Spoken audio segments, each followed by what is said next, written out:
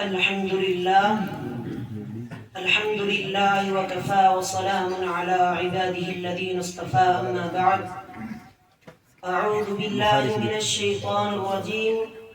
بسم الله الرحمن الرحيم إنا أعطيناك الكوثر فصل لربك وانحر إن شانئك هو الأبتر۔ محترم سامعین کرام، میرے پیارے مشفق و مربی اساتذہ کرام اور میرے ہم سفر ساتھیوں اور مہمانان اعظام، السلام علیکم ورحمۃ اللہ وبرکاتہ۔ آج میں آپ حضرات کے سامنے جس موضوع پر گفتگو کرنا چاہتا ہوں وہ یتیم مکہ ہے۔ امید ہے کہ آپ حضرات بغور سماعت فرما کر میرے موضوع پر توجہ فرمائیں گے۔ میرے دوستو، مسلمانوں کا یہ ایمان ہے کہ دنیا میں نبی علیہ السلام سے بہتر کسی کا مرتبہ نہیں، اور آپ کا بھی یہی مقام ہے اور آپ کا بھی یہی عقیدہ ہے۔ میرے دوستو، ساری کائنات کے درخت اگر کلمے بن جائیں اور ساری دنیا کے سمندر اگر سیاہیاں بن جائیں اور ساری دنیا کے درختوں کے پتے اگر کاغذ بن جائیں اور ان کاغذوں پر لکھائی شروع ہو جائے، قیامت تک دنیا ان کاغذوں پر تحریر کرتی رہے، قیامت تک دنیا ان کاغذوں پر تحریر کرتی رہے، سمندر سیاہیوں سے خشک ہو سکتے ہیں، درختوں کی کلمیں ختم ہو سکتی ہیں اور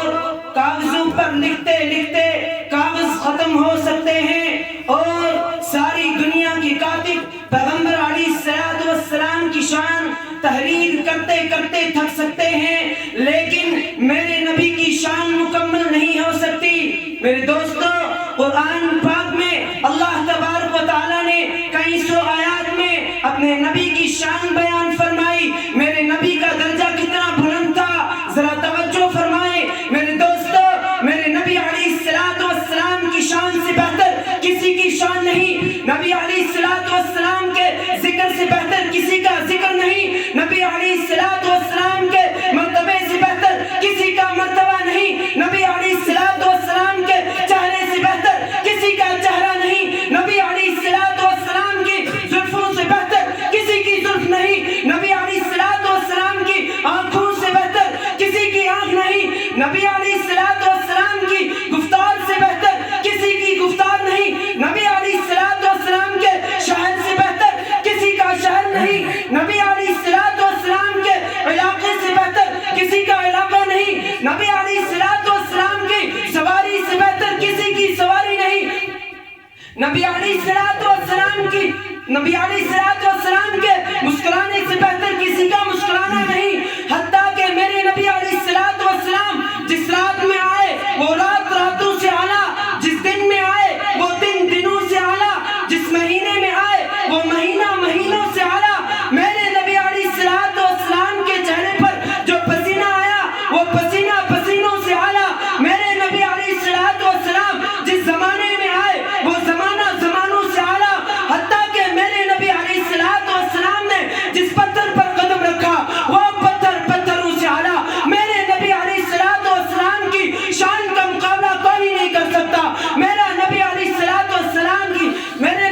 السلام کی شان کا مقابلہ کوئی نہیں کر سکتا، نبی بے مثال ہے۔ میرے دوستو، اللہ تبارک و تعالیٰ نے قرآن پاک میں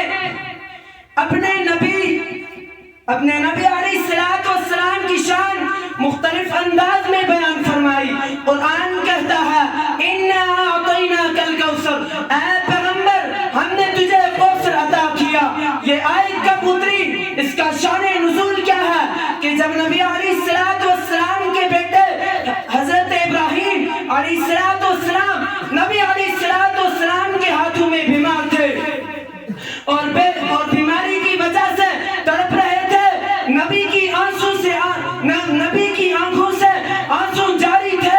نبی اللہ کے دروازے پر رو کر کہتے تھے اے اللہ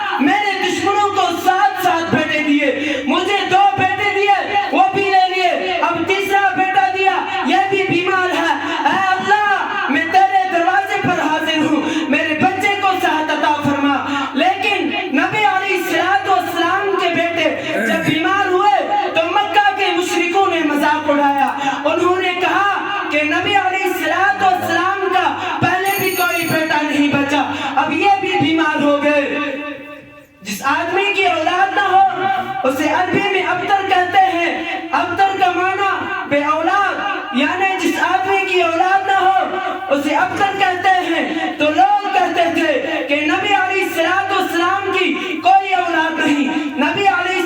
السلام ابتر ہیں کہ اس کی نرینہ اولاد کوئی نہیں، نبی علیہ السلام کا لڑکا کوئی نہیں، نبی علیہ السلام کا لڑکا کوئی نہیں۔ اور جبکہ ایک ہی لڑکا بچا تو وہ بھی بیمار ہو گئے، تو نبی علیہ السلام پریشان ہو گئے، اور میرے نبی علیہ السلام کی اس پریشانی کو دور کرنے کے لیے قرآن کی یہ آیت نازل ہوئی۔ قرآن نے کہا اِنَّا أَعْطَيْنَاكَ الْكَوْثَرَ، اے پیغمبر ہم نے تجھے کوثر عطا کیا، فَصَلِّ لِرَبِّكَ وَانْحَرْ، اے پیغمبر علیہ السلام تو اللہ کی نماز پڑھ، تو قربانی کر، اِنَّ شَانِئَكَ هُوَ الْأَبْتَرُ، اور تیرا جو دشمن ہوگا اس کی کوئی اولاد نہ ہوگی۔ میرے دوستو اس پر ذرا غور کرو، اِنَّ شَانِئَكَ هُوَ الْأَبْتَرُ، اے پیغمبر ابتر تیرا دشمن ہوگا، اور دشمن نبی سے کہتا تھا کہ نبی کی کوئی اولاد نہ ہوگی، نبی ابتر ہوں گے۔ لیکن قرآن نے کہا اے کملی والے ہم نے تجھے کوثر عطا کیا، تو تسبیح بیان کر، تو اللہ کی نماز پڑھ، تو قربانی کر، تیرا دشمن ابتر ہوگا،